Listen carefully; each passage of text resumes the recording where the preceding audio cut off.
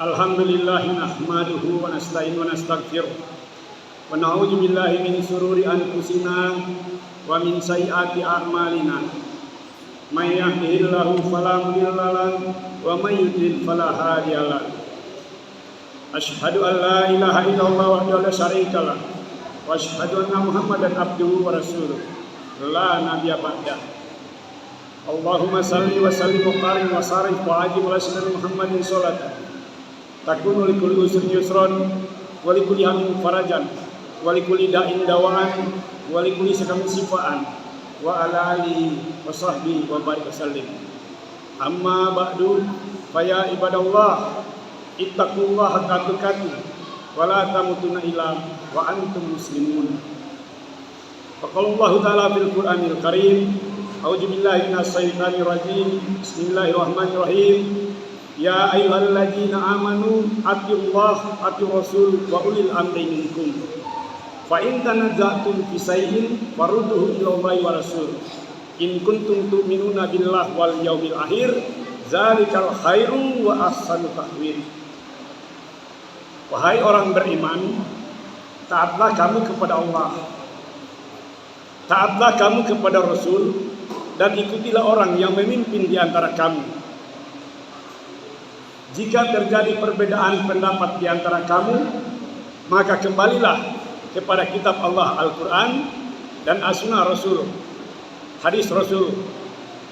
Jika kalian percaya kepada hari akhir, maka itulah yang lebih baik kesudahannya bagimu. Surah An-Nisa ayat 59. Sadaqallahul azim. Ma'asyiral muslimin, ihwani fiddin wa jum'atul rahimakumullah. Kembali dan tidak hentinya Allah Subhanahu wa taala terus melimpahkan berbagai nikmatnya kepada kita, di mana nikmat kekuatan, kesehatan dan kesempatan yang kita miliki hari ini telah kita manfaatkan ke jalan Allah dengan meluangkan waktu, meringankan langkah untuk datang memenuhi panggilan Allah dalam menunaikan kewajiban sholat Jumat secara berjamaah. Beginilah cara kita bersyukur terhadap nikmat yang kita terima dari Allah, yang andaikan semua air laut dijadikan tinta, semua pepohonan dijadikan pena, dan semua dedaunan dijadikan kertas untuk menulis nikmat yang kita terima dari Allah, maka tiadalah kita sanggup menulisnya. Wa in taudu nikmatallah la tusuha, kata Allah, jika kalian menghitung nikmatku, maka kalian tidak akan sanggup untuk menghitungnya. Itu benar, karena dari pagi hingga saat ini tidak ada satupun di antara jamaah yang sadar dan menghitung berapa kali kita bernafas pada hari ini. Kalau hari ini saja dari pagi sampai saat ini kita tidak mampu menghitung berapa kali kita bernafas, maka bagaimana mungkin kita bisa menghitung berapa kali kita bernafas sejak kita dilahirkan? Maka benar kata Allah, satu sumber nikmat saja kita sudah tidak sanggup menghitungnya, bagaimana dengan sumber nikmat yang lain? Maka benar Allah telah bersumpah, inna a'tainakal kautsar, sungguh kami telah memberikan nikmat yang banyak kepadamu. Ketika Allah telah memberi nikmat kepada kita yang banyak, ya, Allah tidak minta bayar kepada kita, karena Allah tahu kita tidak akan sanggup membayarnya. Meskipun separuh dari dunia ini milik kita secara perdata, tapi itu tidak mampu membayar satu kali tarikan nafas. Karena apa? Lahu ma fis samawati wa ma fil ard. Kepunyaan Allah lah yang ada di langit dan di bumi beserta isinya. Maka bagaimana mungkin milik Allah kita gunakan untuk membayar satu kali tarikan nafas dari Allah? Maka karena Allah tahu kita tidak sanggup membayarnya dan kita tidak akan mampu membayar, tetapi kemudian Allah perintahkan sebagai wujud syukur kita terhadap nikmat yang kita terima dari Allah, maka Allah katakan fasholli lirabbika wanhar, maka dirikanlah solat karena Tuhanmu dan berkurbanlah. Hari ini kita telah kurbankan waktu, tenaga dan keinginan duniawi kita untuk bisa berfoya-foya, berleha-leha seperti yang lain, tetapi itu semua kita tinggalkan demi menghadap Allah Subhanahu wa taala. Ini cara kita bersyukur. Nah itu mendirikan sholat. Maka jamaah yang insyaallah kita sama dirahmati Allah Subhanahu wa taala, kepada saudara kita yang lain yang sampai saat ini enggan hati berat langkah untuk datang memenuhi panggilan Allah, mereka itu jangan kita tinggalkan, jangan kita biarkan, jangan kita musuhi, jangan kita benci mereka, tapi hendaklah mereka itu kita dekati, kita ingatkan dan kita ajak agar pada kesempatan yang lain mereka akan sama-sama dengan kita sujud kepada Allah sebagai penghambaan diri kita kepada Allah, ucapan sebagai syukur kita terhadap nikmat yang diterima dari Allah Subhanahu wa taala. Masyiral muslimin wa jamaatun rahimakumullah. Salam dan salam kita sampaikan juga kepada baginda Nabiullah Habibillah kekasih Allah Rasulullah Muhammad bin Abdullah, yang melalui beliaulah kita mengenal hak dan yang batil. Semoga rahmat maghfirah Allah senantiasa tercurah ke beliau, keluarga, sahabat, dan insyaallah keberkahan hingga syafaatnya akan kita peroleh di yaumil akhir nanti insyaallah. Masyiral muslimin wa jamaatun rahimakumullah, dalam kesempatan ini pula selaku khatib kembali dan mengingatkan kita kembali ke semua agar dalam berbagai kesempatan teruslah kita meningkatkan kualitas iman dan takwa kita kepada Allah Subhanahu wa taala. Makin hari makin kita sadar usia kita terus bertambah, berarti ajal telah mendekati kita. Maka sebelum roh dan jasad kita terpisah, mari kita tingkatkan ibadah agar begitu kita meninggalkan alam yang fana ini, kita yakin dengan iman kita akan tempati alam barzakh dan alamat kita yang terakhir adalah akhirat. Maka kita bikin persiapan. Dengan iman kita yakin bahwa semua perbuatan kita dicatat oleh malaikat Allah dan kelak akan kita pertanggungjawabkan kepada Allah. Dan dengan iman kita yakin Nabiullah Muhammad adalah benar Rasul Allah dan Al-Quran adalah benar kitab Allah. Karena kita sudah yakin ini semua, maka wajiblah kita bertakwa. Takwa haqqa tuqatih wa la tamutunna illa wa antum muslimun. Kita bertakwa dengan sebenar-benar takwa, dengan satu motivasi ke depan, jangan kita mati kecuali dalam keadaan Islam. Mati dalam keadaan Islam seperti apa? Tentunya sesuai dengan syariat. Ketika kita hidup, satu sisi kita laksanakan perintah Allah, sisi lain kita tinggalkan, jauhi, berantas apa yang dilarang oleh Allah Subhanahu wa taala. Jangan karena urusan dunia kita terbuai, pada akhirnya kewajiban kepada Allah kita lalaikan. Masyiral muslimin wa jamaatun rahimakumullah, kita sudah akui ya bahwa tiada Tuhan selain Allah dan Nabi Muhammad adalah benar Rasulullah, maka wajiblah kita mentaati apa yang dikatakan oleh Allah dan Rasulnya. Rasulullah, melalui Rasulullah Allah berikan kita kitab suci Al-Quran sebagai pedoman hidup bagi kita. Jalikal kitabul la raiba fihi hudal lil muttaqin, kata Allah, inilah kitab Allah, tidak ada keraguan di dalamnya, pedoman hidup bagi orang yang bertakwa. Kalau Al-Quran kita jadikan sebagai pedoman hidup, maka segala aspek kehidupan kita mari kita dasari pada Al-Quranul Karim. Masyiral muslimin, 2 hari lalu kita dikagetkan pemberitaan boro-boro muncul lagi kasus korupsi yang memilukan di pemerintahan Bola Mongondo. Kepala Dinas PU ditangkap beserta dengan beberapa orang akibat korupsi. Yang sebelumnya juga ada Kabak ditangkap beserta dengan jajarannya karena korupsi. Di Kota Mobagu pun demikian, kepala dinas ditangkap beserta dengan jajaran dan kontraktornya. Ini semua ya, bisa saja hanya kita jadikan tontonan, dan tidak sedikit itu menjadikan tontonan. Namun sedikit di antara kita mengambil ikhtibar, dijadikan tarbiyah, pembelajaran bagi kita. Ada apa sebalik? Ada apa sesungguhnya di balik itu? Di sisi lain ada kejahatan juga yang kita lihat sampai saat ini. Dan entah kita menonton televisi pagi, siang, malam, subuh, membaca berbagai berita baik media cetak maupun elektronik, di sana selalu diberitakan bagaimana kasus pembunuhan, polisi bunuh polisi, Jenderal Sambo dan seterusnya. Ini kita hanya jadikan tontonan, jarang kita mengambil iktibar di dalamnya. Maka saat ini selaku khotib, saya mengajak kepada kita semua untuk mengambil pelajaran dari semua itu agar ke depan kita bisa hidup dengan baik sesuai dengan tuntunan Al-Quranul Karim.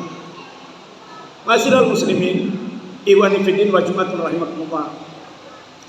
Di awal khutbah saya sudah sampaikan kutipan Al-Quran surat An-Nisa ayat 59. Di sana Allah katakan, wahai orang beriman, jalikal wa ya ayyuhalladzina amanu atiullaha ati rasul wa ulil amri minkum. Hai orang beriman, taatlah kamu kepada Allah dan taatlah kamu kepada Rasul, serta ikutilah orang yang memimpin di antara kamu.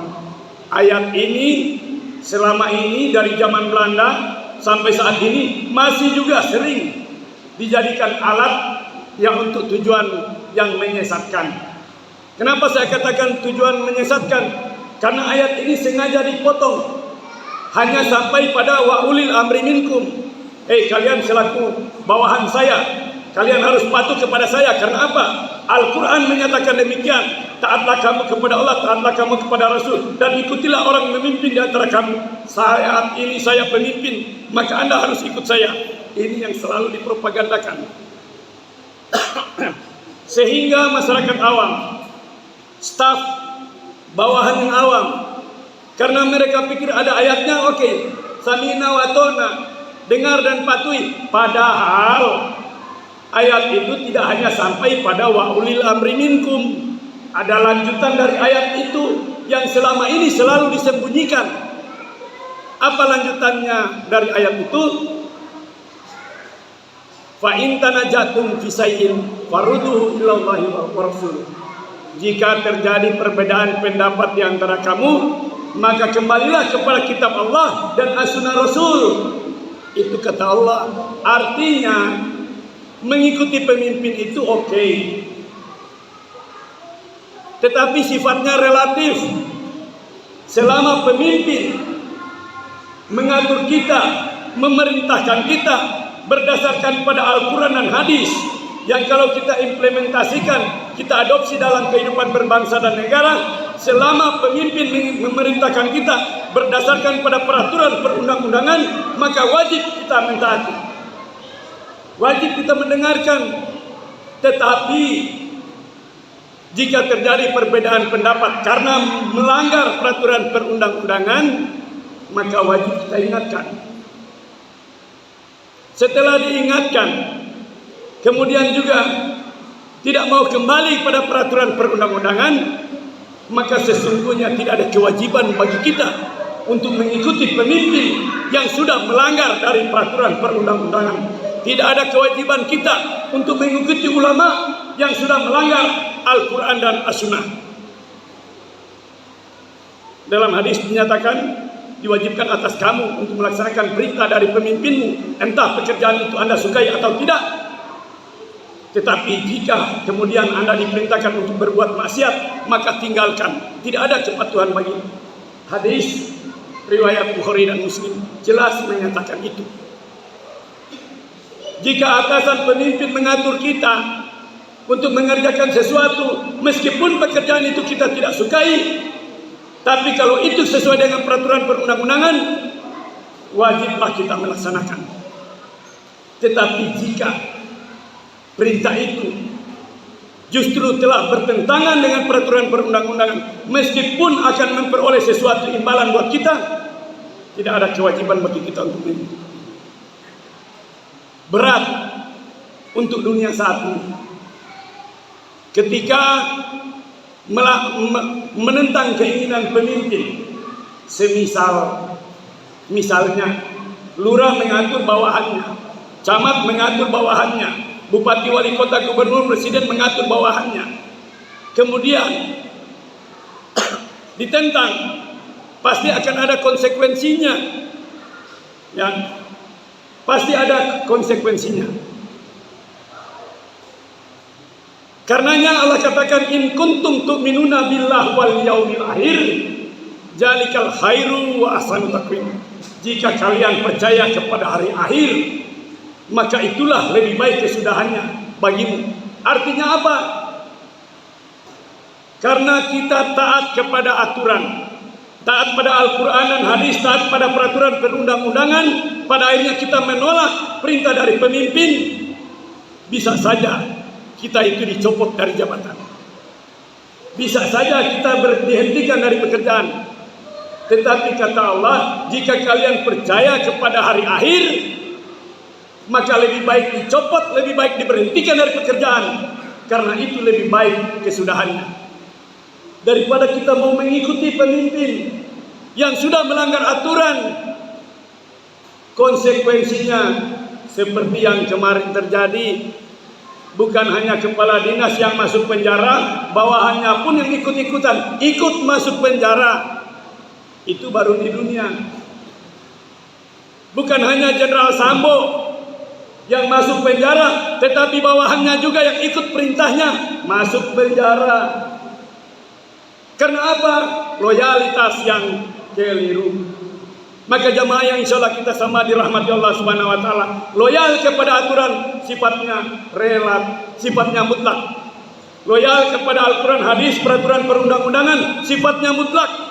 Tetapi loyal kepada pemimpin sifatnya relatif. Selama pemimpin mengikuti aturan, wajib kita mendengarkan, mematuhi.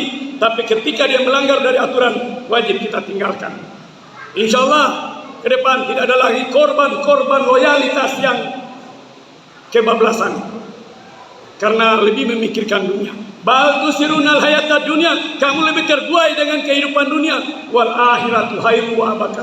Padahal jika mereka menentang, tidak mentaati perintah yang sudah melanggar aturan, meskipun mereka dicopot dari jabatan, dihentikan dari pekerjaan, maka itu lebih baik kesudahannya.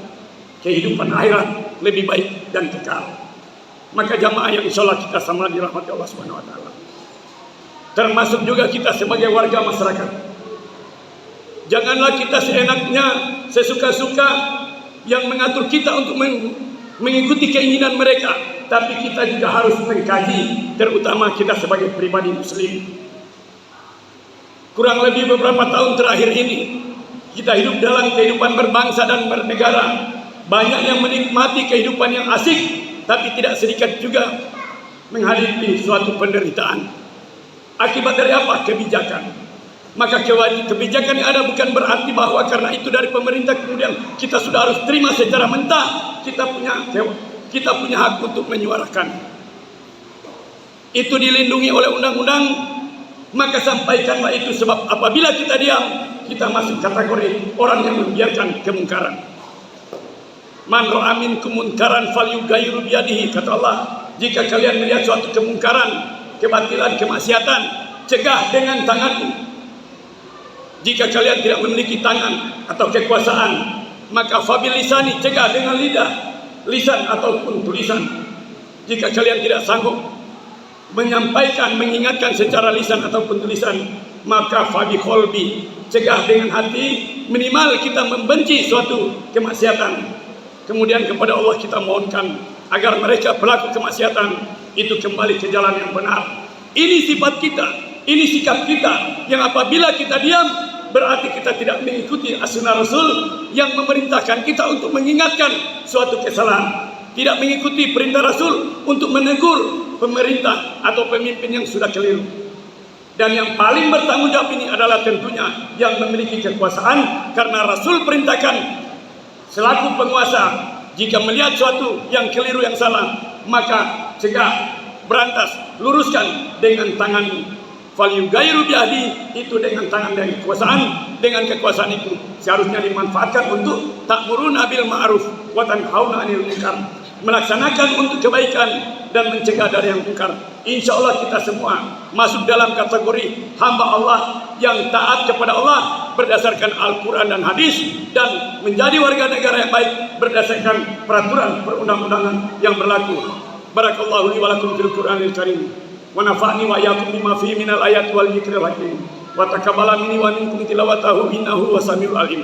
Aqulu qouli hadza wa astaghfirullahal azim li wa lakum wa lisairil muslimina wal muslimat wal mu'minina wal mu'minat fastaghfiruhu innahu huwal ghafurur rahim.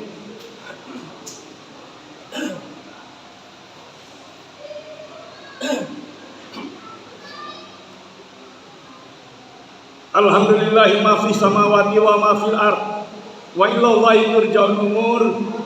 Asyhadu an la ilaha illallah wahdahu la syarika lah wa asyhadu anna Muhammadan abduhu wa rasuluh la nabiyya ba'da. Allahumma salli wa sallim wa karim wa sarif wa ala sayyidina Muhammadin sholatan takunu likulli usrin yusran wa likulli amin farajan wa likulli da'in dawaan wa likulli syakam sifaan wa ala alihi wa sahbihi wa barik wa sallim. Masyiral muslimin wa jum'atun rahimakumullah.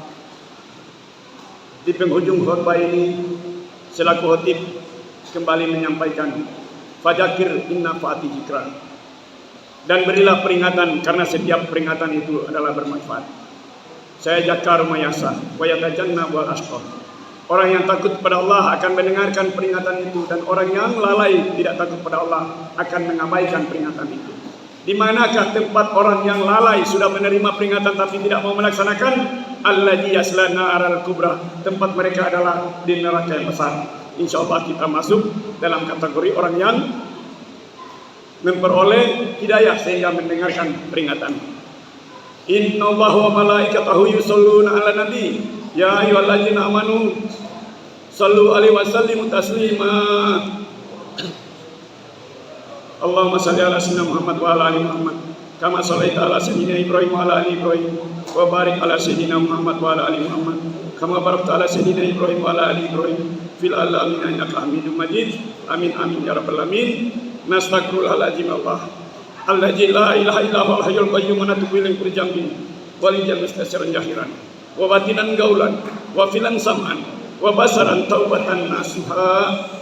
Allahumma fil muslimina wal muslimat wal mu'minina wal mu'minat al ahya'i minhum wal amwat innaka samiul qaribun mujibud da'wat ya qadiyal hajat. Allahumma rabbana hab lana min azwajina wa dzurriyyatina qurrata a'yun waj'alna lil muttaqina imama. Allahumma rabbana atina fid dunya hasanah wa fil akhirati hasanah wa qina adzabannar. Walhamdulillahi rabbil alamin. Ibadallah, innallaha ya'muru bil adli wal ihsan wa ita'i dzil qurba wa yanha 'anil fahsya'i wal munkar wal baghi ya'idukum la'allakum tadhakkarun. Fazkurullaha hal ajib yaskurkum wad'uhu yastajib lakum wala dzikrullahi akbar. Qimi sholat.